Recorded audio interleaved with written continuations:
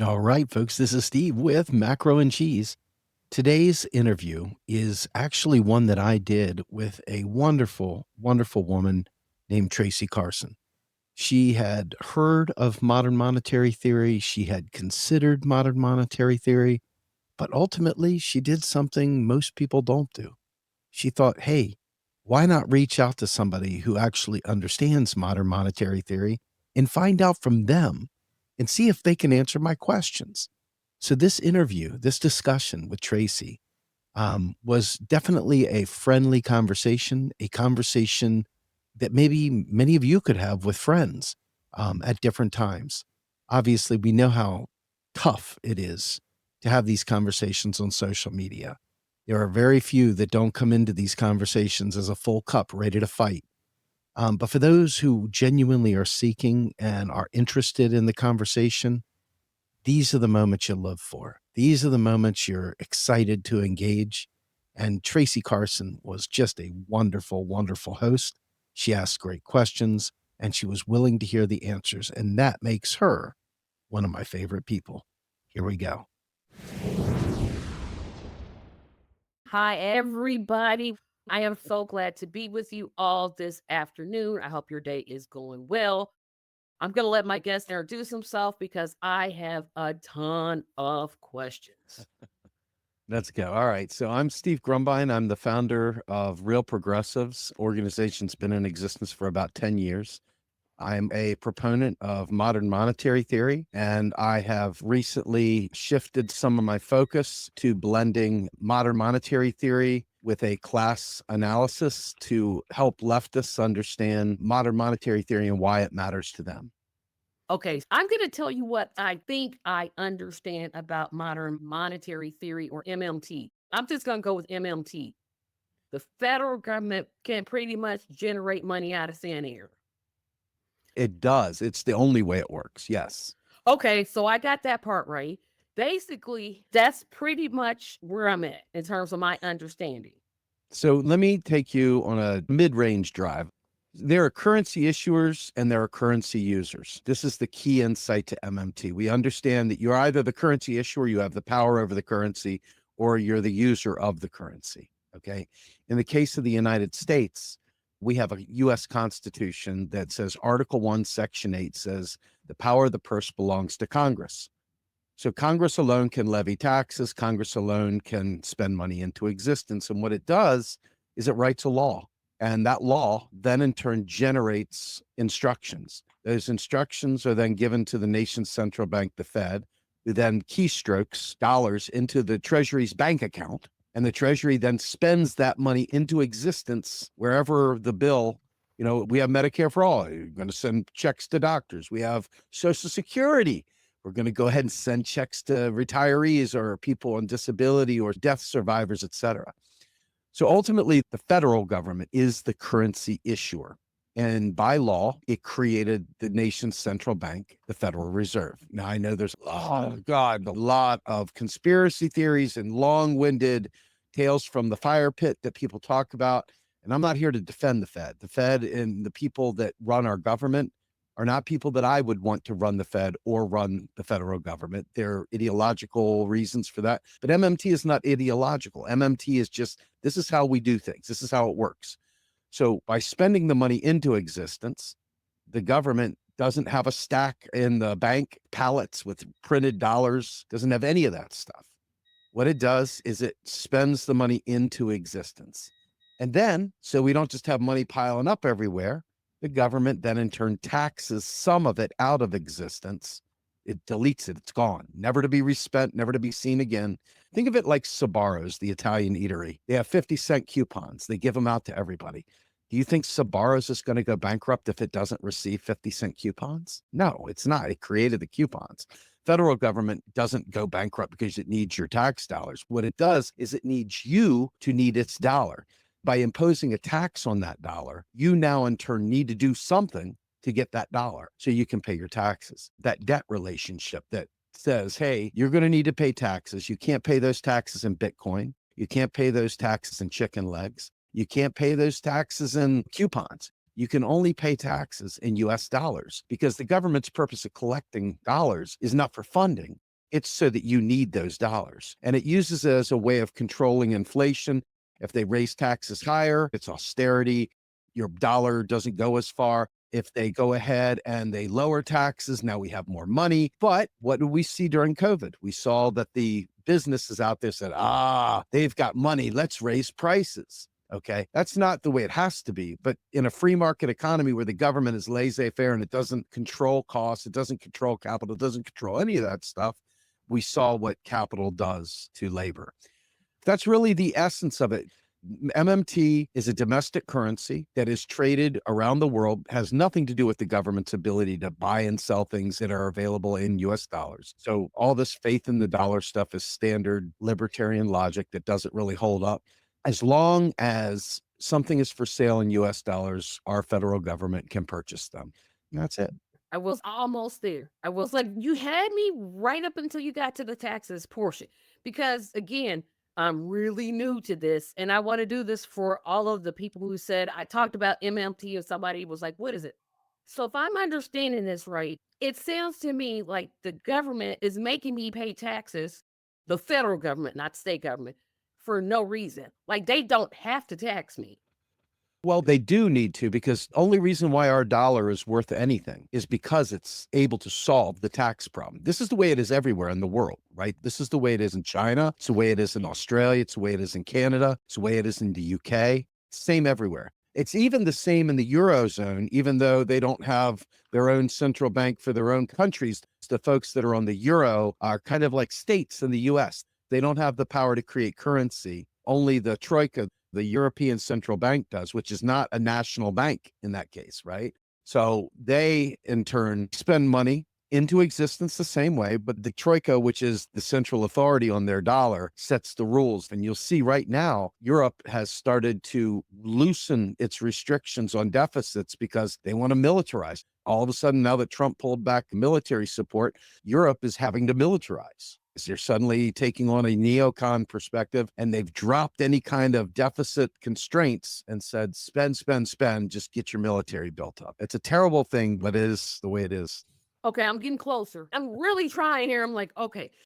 So in essence, the government could pay to fund any war.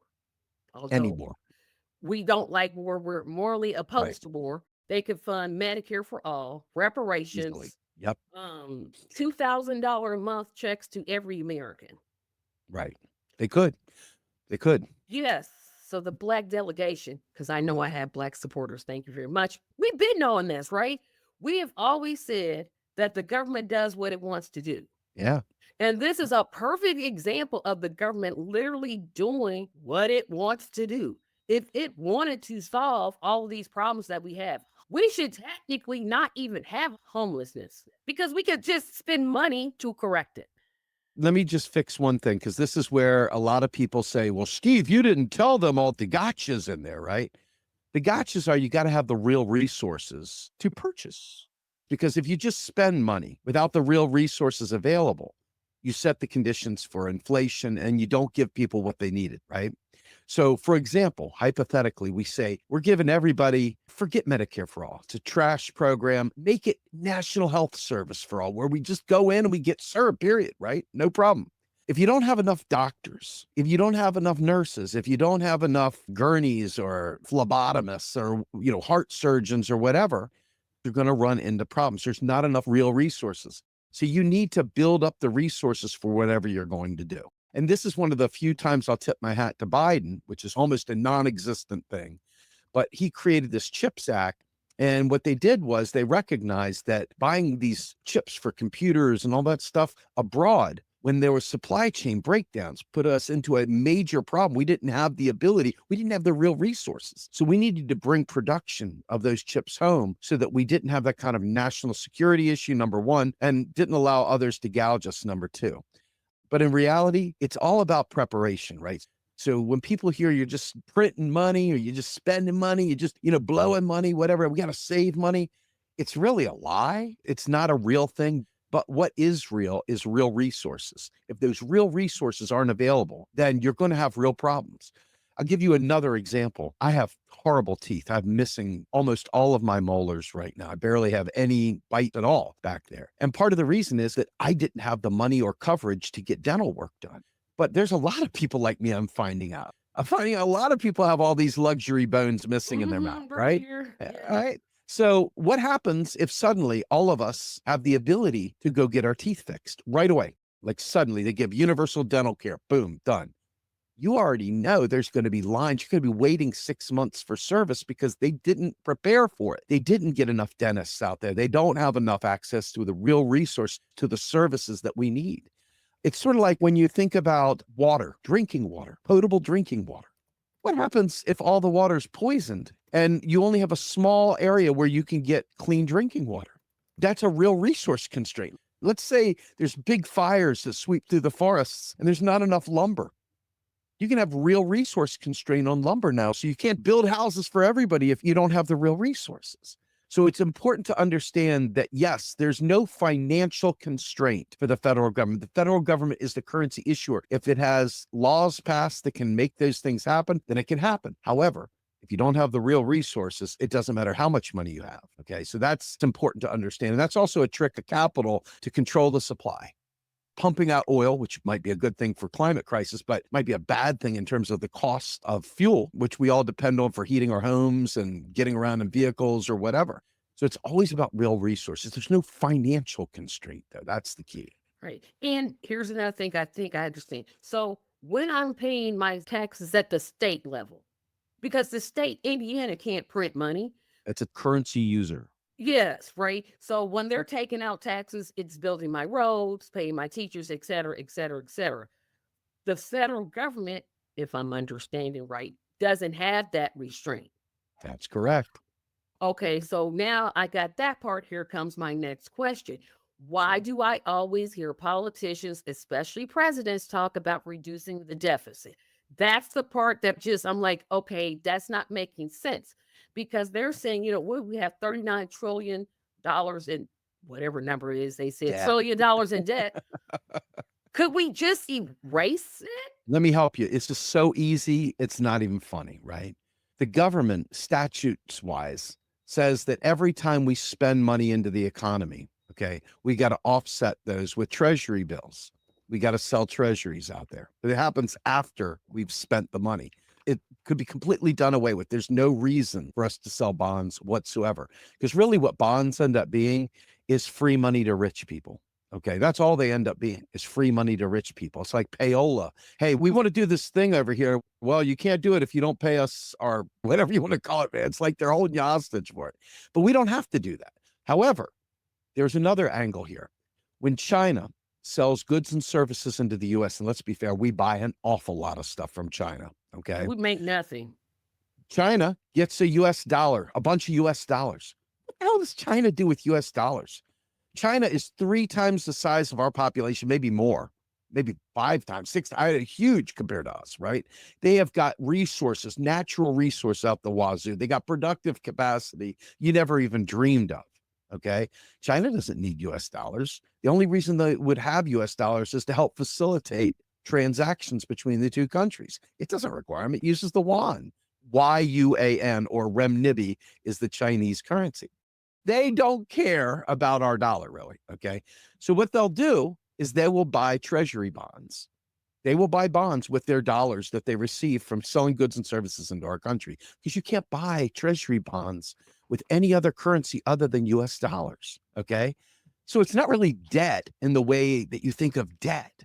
It's really more like a savings account at your bank. Your bank doesn't freak out that we've got too many people with savings accounts. They don't think about that. They don't care about that, nor should you or I. What the debt amounts to is the government's red ink as our black ink, because it's like split in the middle, double entry accounting. You have 2 sides of the ledger. You have assets and liabilities. Well, the government's the currency issuer. So when it spends money in, that liability, they're saying, we will accept $1 from you for $1 in tax. And when the tax is paid, it's wiped out. It's gone. It's deleted. It doesn't exist anymore. So ultimately, the national debt is the sum total of every dollar in treasury in the economy that has not yet been taxed back. So think of it as the net money supply. This is straight from Warren Mosler, who may have some bad political angles, but he really does understand the very essence of the system. He's the author, if you will, of modern monetary theory.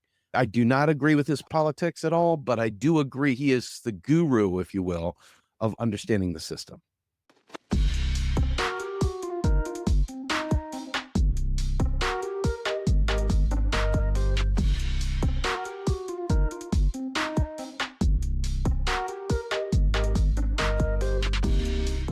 You got me like there. I'm like 70% there, but this deficit thing is really getting in my head because what I don't understand is when I hear we had to reduce the deficit, we had to cut spending. That logic doesn't make sense to me. You're about to enter into a leftist framework that I'm just going to make very clear. Okay. The fact is, our government is captured by capital. Okay. It has been. Study by Princeton showed that we are an oligarchy. We are not a democracy. So any pretense that we're going to save our democracy is horse hockey. With that in mind, when you hear our government talking, they're not representing you and I. They're there to manufacture consent from you and I. What they're there to do is the master's bidding, the oligarchy's bidding, the people that donate to them bidding, their factions, okay? And so austerity is a tool to tame labor, to discipline the working class of America, okay? And so what they do is they tell us, oh, we don't have any money. I mean, Obama said, hey, we don't have any money. We got to take out a credit card from the People's Republic of China. That'd be immoral, blah, blah, blah, right? Famous line from him. Bubba, we got to get this deficit down. All of them say the same thing. Why? Because that money in the economy is what keeps us floating, right? When the government, as the employer of last resort, hires people that are otherwise not hired by the private sector, that is doing a great service to all of us. Because what happens to people who are unemployed? They become desperate. They do whatever they have to do to survive. And sometimes that doesn't involve treating us the best because ultimately they're just trying to survive the next day, okay? You got homelessness. You got drug addiction. You got suicide. Suicide goes up some 20% when you have people that are unemployed. It's an unbelievable amount of self-hatred, that feeling of, I can't take care of my family, the feeling of, I'm not good enough, I'm a loser, I'm worthless. All this stuff comes from these messages that they send to us. And they send that to us to create, through cultural hegemony, to create a mindset that it's on you if you win and it's on you if you lose. There is no collective. There is no public money. There is only taxpayer dollars. And what do you think of a taxpayer? Let's be honest. This is the United States of America. What do you think in this racist country? What do you think we think of when we talk about taxpayers? Do you think they're talking about a homeless black person? Do you think they're talking about a trans person? No, they're talking about a wealthy white person. Well, you're not doing the right thing. We've got to put you in jail. It's all the narratives baked into one policy of austerity.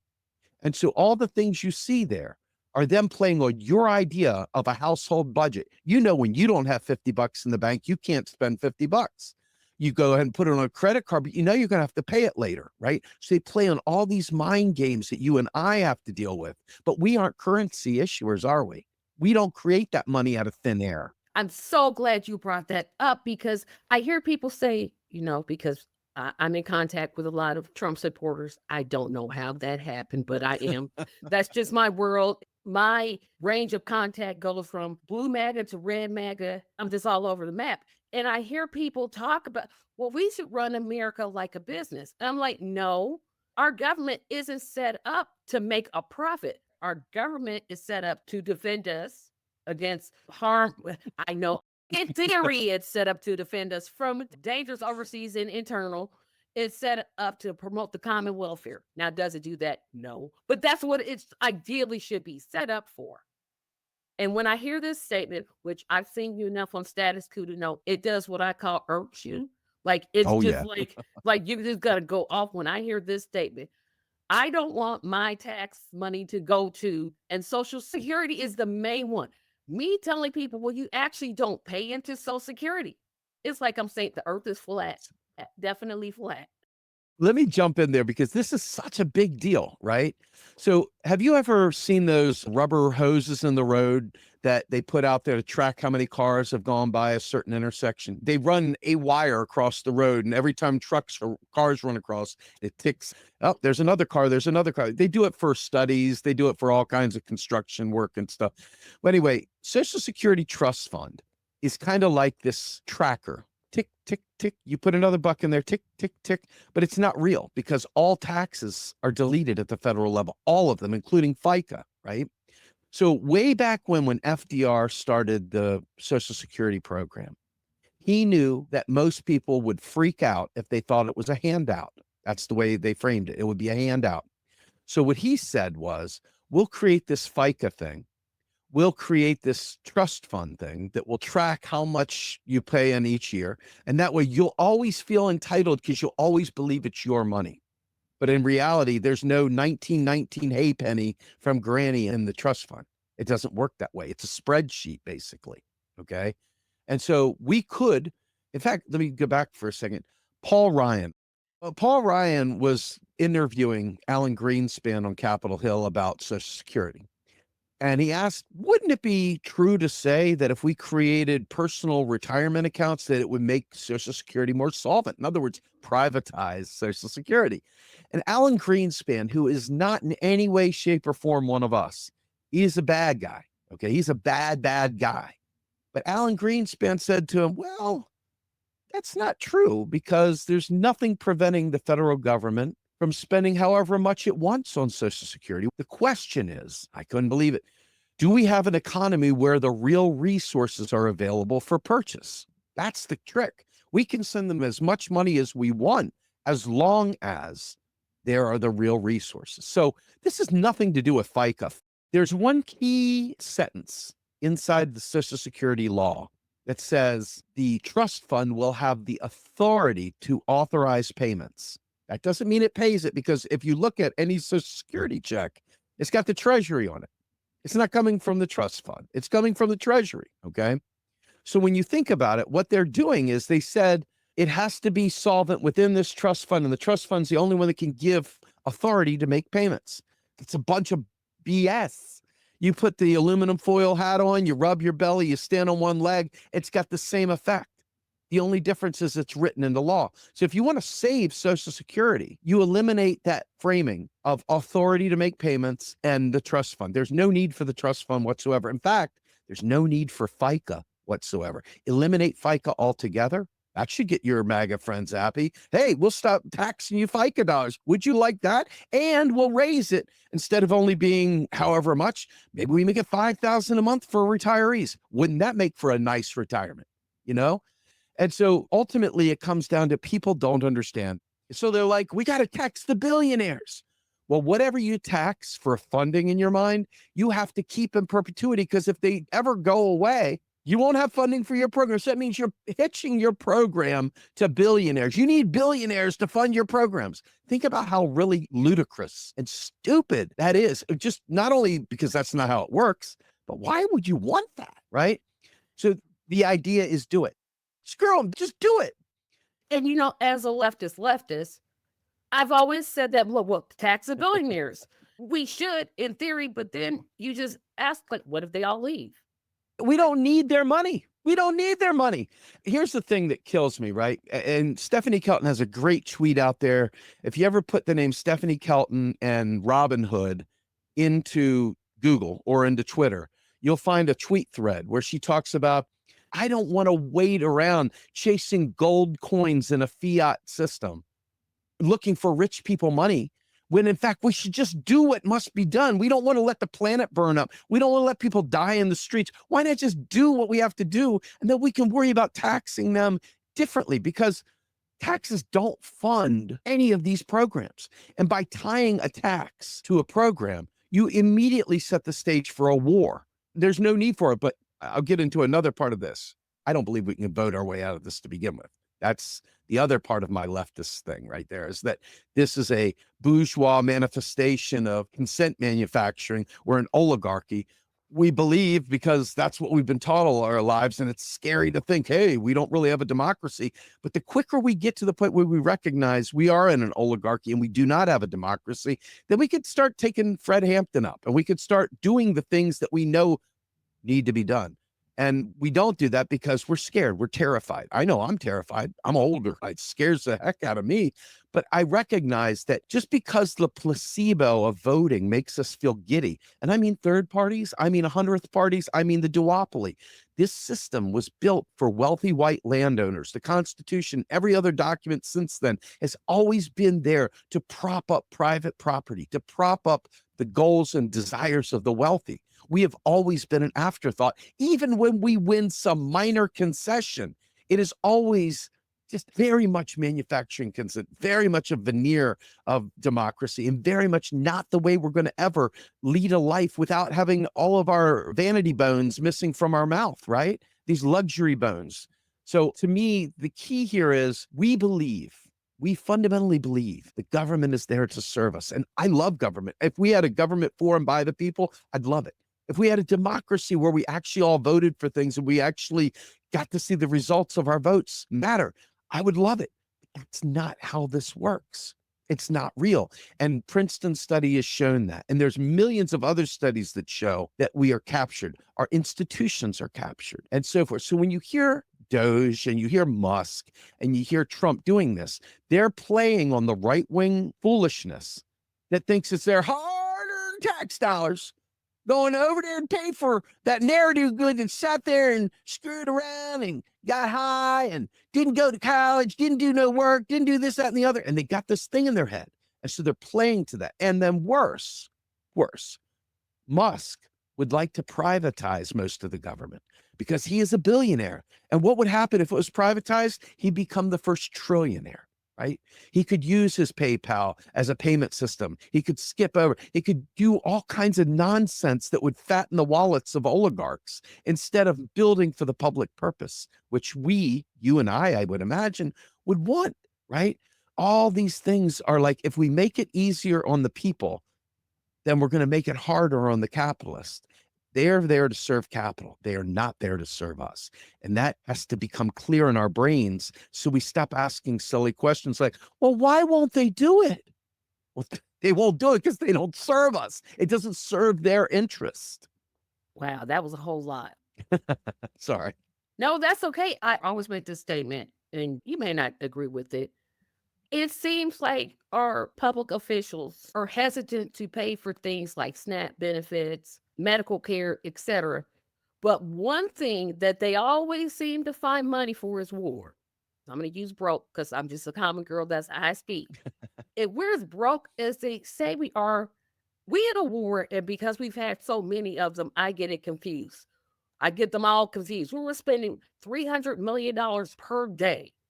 Where did that money come from? And I'm asking people this question, and they're like, well, it came from our tax. No, you don't have that amount. There's no way you could have that amount of tax money.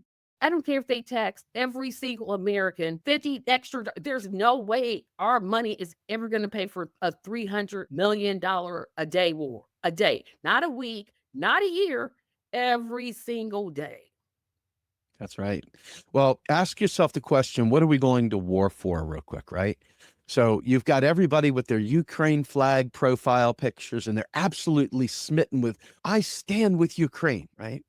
What they don't know is that the United States government has some 900 military bases around the world, many of which surround the entire perimeter of Russia.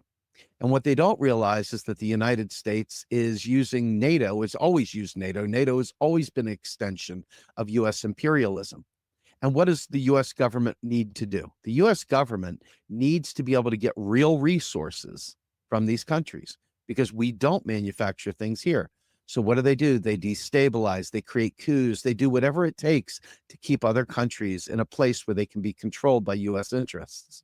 Okay, so the US also uses something called the IMF, or the International Monetary Fund. And what they do is they create loans to small countries, African countries, global South countries, and South America, you name it. These countries are resource rich, but they don't have the ability to produce refined products and services. They don't have value added services because they don't have the productive capacity to build that real resource. So what do?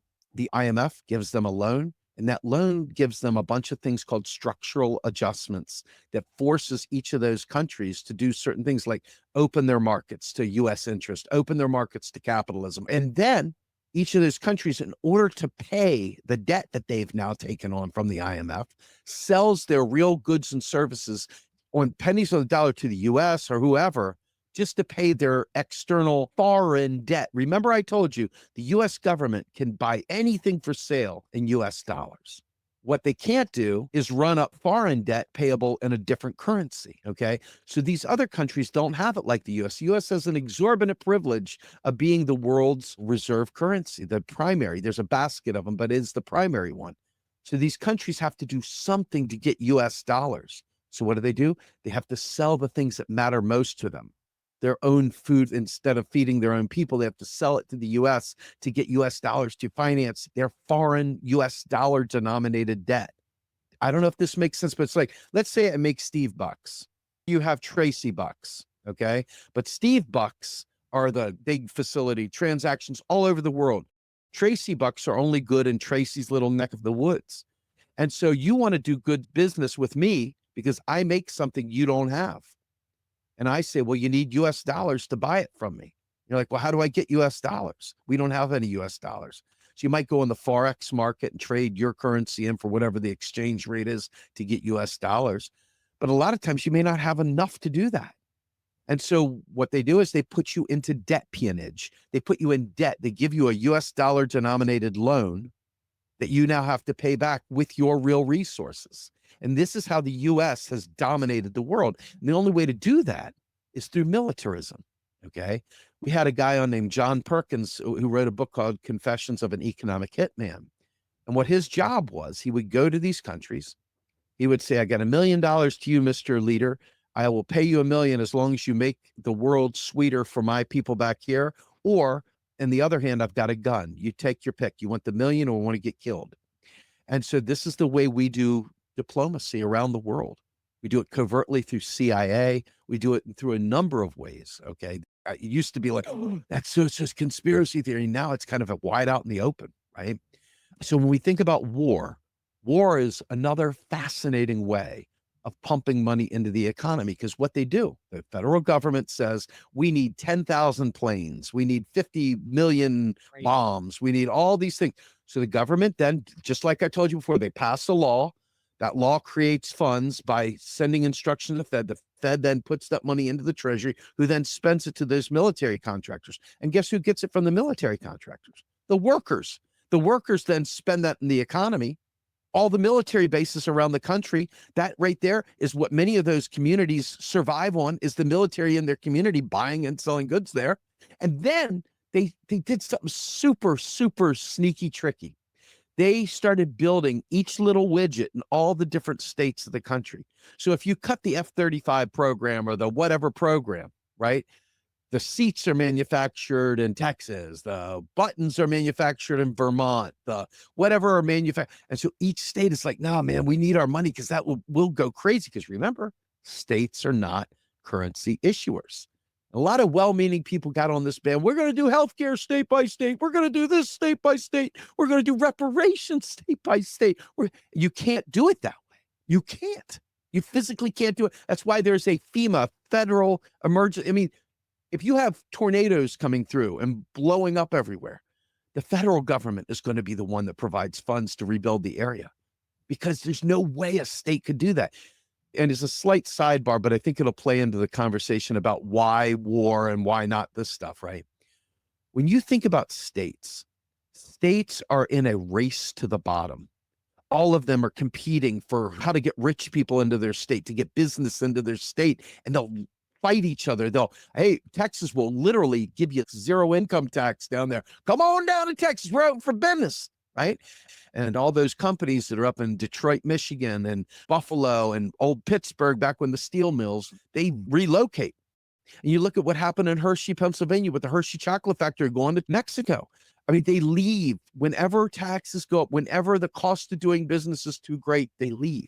And so anything that you would say, I'm going to raise taxes at the state level to pay for something, you are immediately creating the conditions for what leftists would call capital flight, because now capital is going to leave your state. Think about what schools are funded by. Schools are funded by zip code, by taxes, local taxes. Okay, so if the rich leave your school district or they have school choice, what's going to happen to the poor kids? You're going to be perpetuating poverty. You're going to be perpetuating gentrification. You're going to be perpetuating all these things that are very, very bad for society. So we get back to war, you realize that in order to do this kind of American experiment where we are a net importer, where we don't manufacture anything, we rely on the rest of the world. And the only way to keep people a slave is to keep them a slave, right? And that's what we as a nation do. And we celebrate low prices coming from these other countries. And now Donald Trump is literally slamming the door, putting tariffs on Canada, putting tariffs on Mexico, talking about putting tariffs on China, on and on and on, because in his mind, this is going to bring manufacturing back home. Might be good, it might be bad, I don't know, but think about this. In an import nation like us, we give them $1 for their goods and services. What do we care? We make those dollars out of thin air, right? But when you look at what's happening now is you've got austerity, massive austerity to bring payroll down, to bring labor down in the US, because we can't compete with the rest of the world with the manufacturing costs and so forth. So they've got to make workers more unstable. They've got to reduce this stuff. And because people are convinced that government is a waste, they don't realize that all those DEI jobs were somebody getting a paycheck and then them spending it on their bread, their milk, their electric, their car, their whatever. And so all those local businesses that got treated by that person who you don't like and you don't think should have a job, that person was spending money in the economy to keep you employed too. So it's a big, ginormous system. Taxes are in this little loop over here.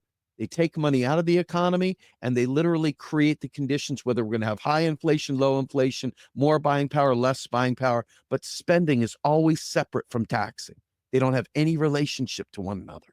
So hopefully I didn't totally lose you there. I'm about 90% there now. I'm like, oh, okay, because once it clicks, I got it, but I'm like, okay, I'm 90% there. Good. I want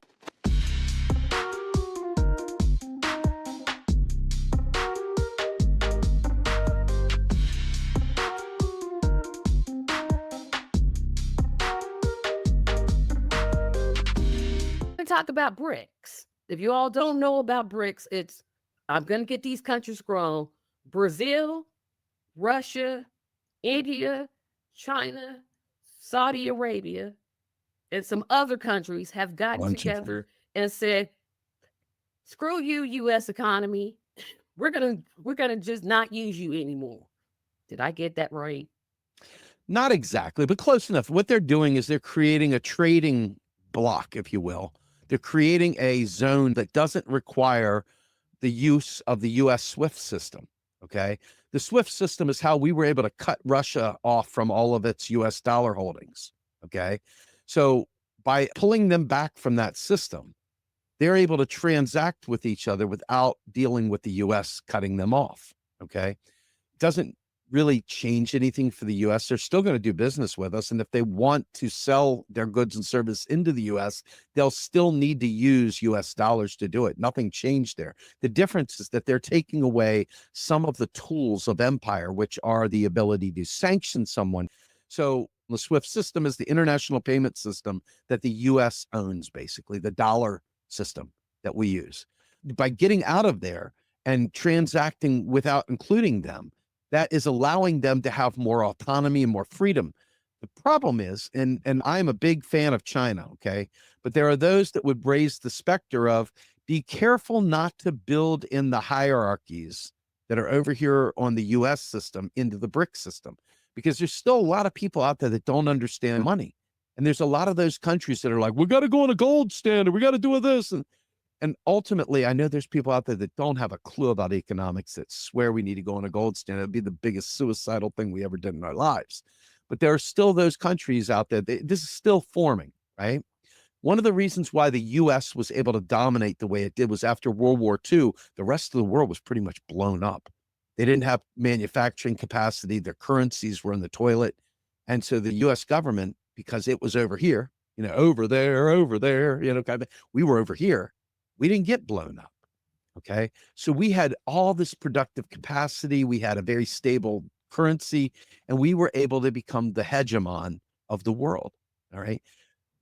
In order for China to become that hegemon, they would need to really, really loosen the reins on their currency and start letting it matriculate out to the rest of the world. But they control theirs very tightly. They would need to really, really push it. They would need to have like a Wall Street or something for people to begin wanting to invest. They would need to have all this stuff to create liquidity of their currency to overtake the dollar. That's not going to happen, unfortunately. I mean, I am thrilled to see an element of multipolarity happening, and BRICS are a wonderful first step. But I think too many leftists, that don't understand this stuff get super hyped up and excited. Yeah, it's the end of the dollar, blah, blah. And it's like, no, dude, no, it's not. No, it's Because not. see, that's the way, and I guess because one, my understanding of the economy is basically this, like right here. That's basically my like you asked me to explain Medicare for all, I could do it all day. I'm like, okay, it works like this, what we're talking about, it's getting there. It's getting there. You want But to do a it's fun exercise real quick? Because you say yeah, you know Medicare, right? no, Medicare for all. Medicare Yes. for all. Right. So watch this, okay? Medicare for all, properly done, would eliminate the insurance companies. It would. Yes. It would eliminate those insurance companies. Now, if you look, and I don't have those numbers, and I haven't cared enough to try to get those numbers, but if you look, there are millions of people employed by insurance companies. Okay. Yes. So now all of a sudden, every bit of negative work they do, every bit of negative work that's done creates GDP. It's the gross domestic product, the gross national product. It's the general ledger that says this is how much money the country has transacted. Okay. You are cutting a huge amount of GDP out of the economy with all the service denial business that they're in. Again, don't worry about if it's good or bad. Macroeconomics doesn't care about morals here. Right. Macroeconomics is just looking at aggregates. Okay. Aggregates being all of that spending, right? And so when you think about it, what do you think would be the appropriate tax for Medicare for all? Well, here's what I would say. I'm going to answer that question by saying it is. If you look at the bill, and I'm not going to call him sellout Sanders. I said I was going to try to stop doing it. He said, hey, when we go to this system, they just all kind of just move over. We give them $50,000 and they train for the new system. So there's that provision. So it wouldn't be like, okay, now everybody in the healthcare industry is unemployed. Well, This would not this everybody, right? not everybody.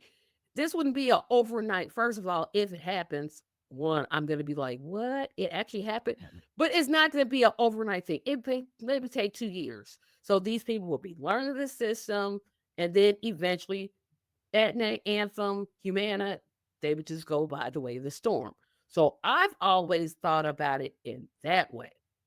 Think about it like this, though. It's not just the people employed. That's great if they migrate over, whatever. Okay. But it's all the other economic transactions that are happening Right. with pharmaceutical companies and eliminating care. Because remember, on the Medicare for all side, it wouldn't be in the eliminating of care business, it would be in the approving of care business. So hypothetically, you diminish a huge amount of GDP by cutting out all the negative externalities, all the marketing promotions and all the crap that they spend into the economy that's real people's incomes, even though it may be for bad causes, it's still economic activity. So what you have is recessionary, or I should say deflationary. It is recessionary, but it's deflationary also. So in order to really pass Medicare for all, because the average burner and the average Bernie voice and the rest of them won't ever say this, what you need is a tax cut for Medicare for all, not a tax increase to pay Oh, yeah, for I it. agree with that. You need a Absolutely. tax cut. So show me one person out there, say for the MMT folks, that understands the economy well enough to say that's deflationary. We're going to have a reduction in GDP. It requires a tax cut to be able to pull that off. There's no one out there that does it. Why? Because they just think, Oh, it's a program. It's going to be costly. We got to raise taxes to pay for it. And this is what the GOP thinks. This is what Doge thinks. This is what Musk thinks. It's what every libertarian thinks. This is what most, sadly, most leftists think. Okay. And that breaks my heart more than anything, because the left goes, thus saith the Marx, thus saith the Engels, thus saith the communism. But what happens is when you go back to when Marx wrote Capital, and Marx wrote all the treaties that most leftists hold dear, including myself, he didn't know about fiat currency. He didn't understand a fiat currency.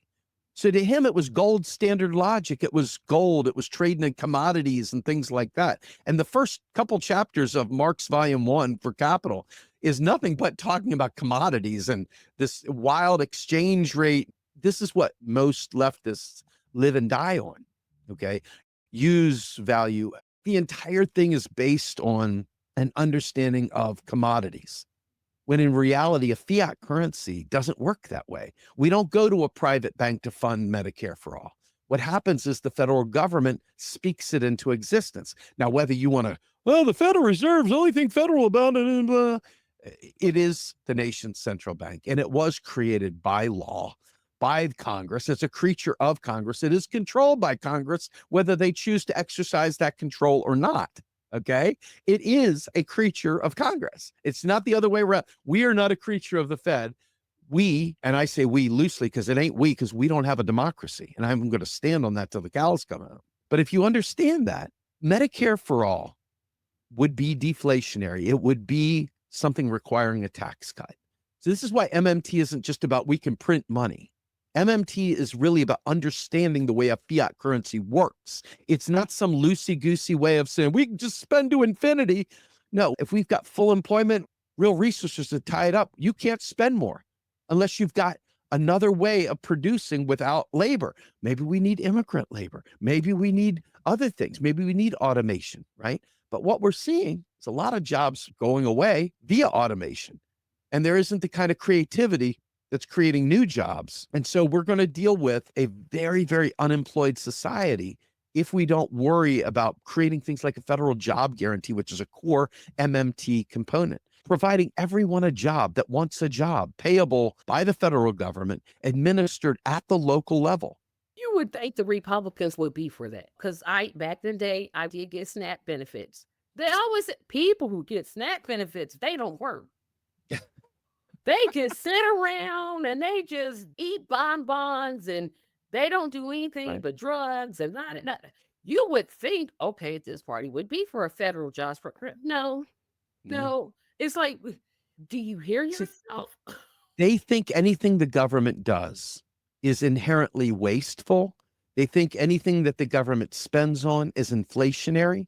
They think they have a lot of things they think, but just ain't so, right? And so me, as an MMT informed leftist, what is the worst word I can say that's PG? I don't know, whatever it is. I have this guy who's running around telling everybody that Steve Grumbine's an authoritarian Stalinist, right? I explore all theory, all history, no matter where it leads me. I explore it because part of what we're trying to do is undo the neoliberal order. We're trying to understand what worked for working class struggle. And yes, that would include looking at 1917 with the Bolsheviks. It would include looking at Mao. It would include looking at Ho Chi Minh. It would include looking at Fidel Castro. It would include looking at Fred Hampton. It would include all of these groups that have successfully brought about working class revivals. Whether or not they did everything perfect is really not the important thing here. We need to find out the things that did work, skip things that didn't work, and add our own value system to it. And part of that, for all lefties, even though most of them won't hear this part of it, is to understand the way a fiat currency works. Because unless you're willing to have a real legitimate violent revolution, you have got to find a way to work within the system at some level.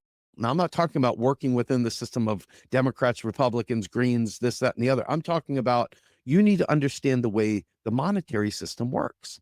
And that is going to inform a lot of things. Because think about how many things you get wrong if you think that the national debt is something we're drowning in versus just the net money supply. How different is it when you think of the national debt really being our savings.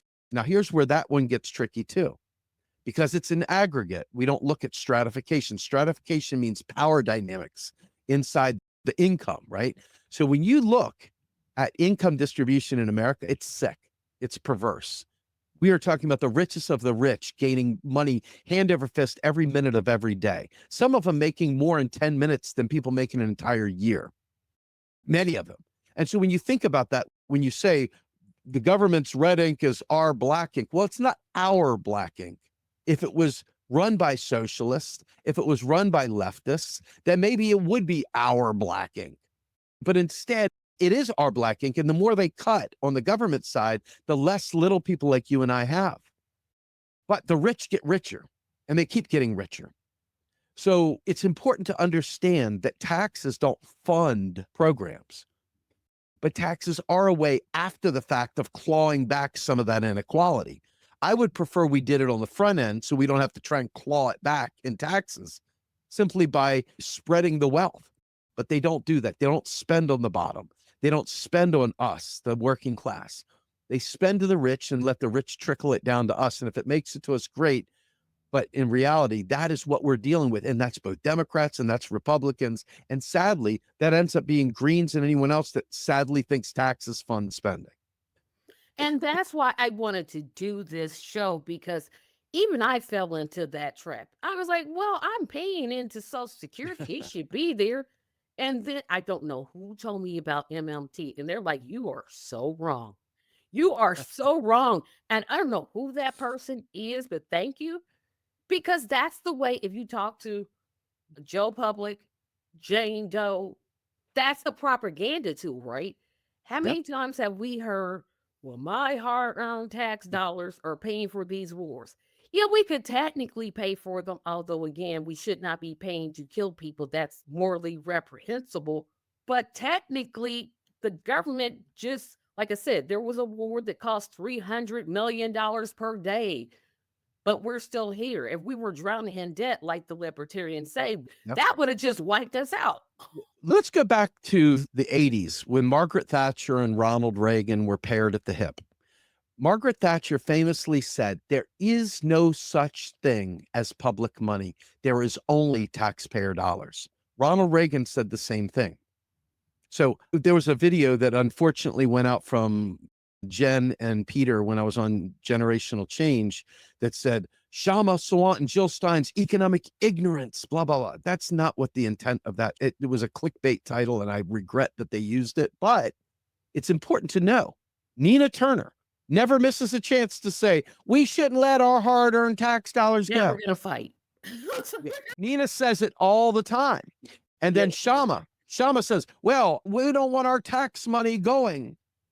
Jill Stein, who actually does know better and has been advised not only personally by me, but also by Michael Hudson and others, still never misses an opportunity to say, we don't want our tax dollars going to Israel or the war or whatever, right? They feed the very cesspool paradigm that allows Elon Musk to go to all those libertarians and right-wingers and say, we're going to save your hard-earned tax dollars. Listen to Jill, listen to Shama, listen to all them. They even know it's your hard-earned tax dollars. We're going to save your hard-earned tax dollars, and we're going to slash all these programs you just don't like. And so it's a self-own. It's one of those things where you're shooting yourself in your privates because you don't know any better. And by extension, you are fueling austerity narratives. You're fueling the race to the bottom. You're fueling this concept that we need rich people money to finance programs. And it's a lie. It's a lie. It's not like a misunderstanding. It's a lie. So when you think about our heroes, the people we want to work with, we want to organize with, we want to build a new tomorrow with, they don't have any power today. There's literally no excuse for them to not be saying the correct thing. And they have been told, they do know, but they still double, triple, quadruple down on the taxpayer dollar myth. And they don't realize that they are hurting the poor. They're hurting working class people every time they do it. And this is why it hurts, because it's like, I don't want to break solidarity. I want to lock arms with you. I want to be in Camp U. Economics are so horrific.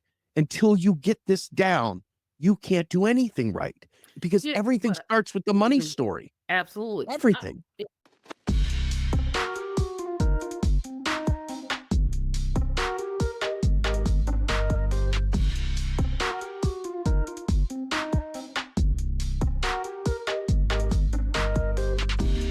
I'm going to get to some comments. Before I get to comments, I'm going to say this. Yep. If you know better, Do better. do better. If you've been educating these people about what MMT is, like you're doing me, I've learned more about MMT today than I think I've ever learned. I'm like, oh, I didn't know. Because I just didn't know. I didn't know. I don't think the average person knows. But there's a difference between you have the information and then you're doubling down on lies. You're I doubling don't. down on lies to kind of get people emotionally built up. That's not going to help for a better day, right? That's not going to do what we need to be done. Now, I'm glad that you took me along that course that you did because, yeah, I have heard Nina Turner say that a lot. Yeah. I literally hear her say that. I'm like, well, no, because if the government can create $300 million a day for a war, they could literally pay for reparations for the descendants of African slaves. Absolutely. I can't remember her name, but I had Sandy Darity and other ADOS folks on talking with them about reparations in particular, right?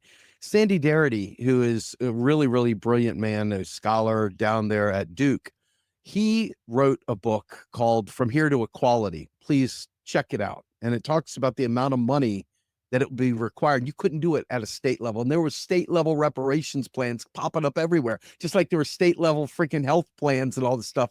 And it's like, if you tell them the truth about economics, they literally lose their mind because you're breaking solidarity. And it's like, no, you're wrong. And I'm fixing what you're saying, but you're not getting it. How do I fix this for you? Here's what they're thinking, because I participated in the Medicare for All March. Not the first one, because it wasn't in Indiana, but I organized my own. They're thinking, because I asked this question to whole Washington. I'm like, well, why? If you just started in Washington, I live in Indiana. I'm not going to travel all the way across the nation to get free healthcare. Why can't it just be nationwide? Why can't everybody have it? And I never did get an answer to that question. Let me tell you this. I'm trying to mend fences with some of them, not all of them, because some of them just absolutely disregarded what expertise I had. And you can't have a relationship with people that don't fundamentally respect the areas that you're knowledgeable in, right?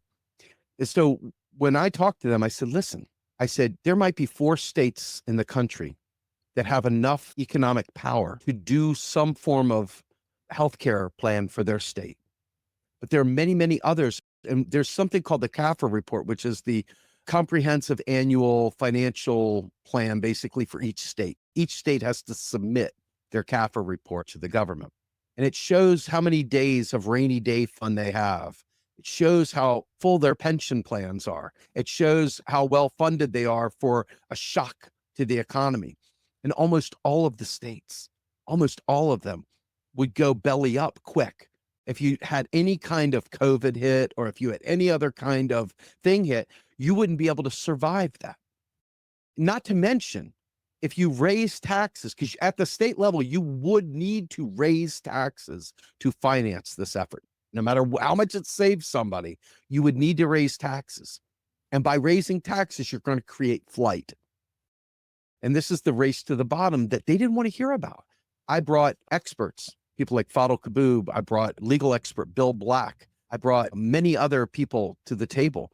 And we tried offline in Zoom calls to explain, look, it doesn't work that way. And there's real practical reasons why it doesn't work that way. And they say, well, in Canada, it's like, it ain't the same thing.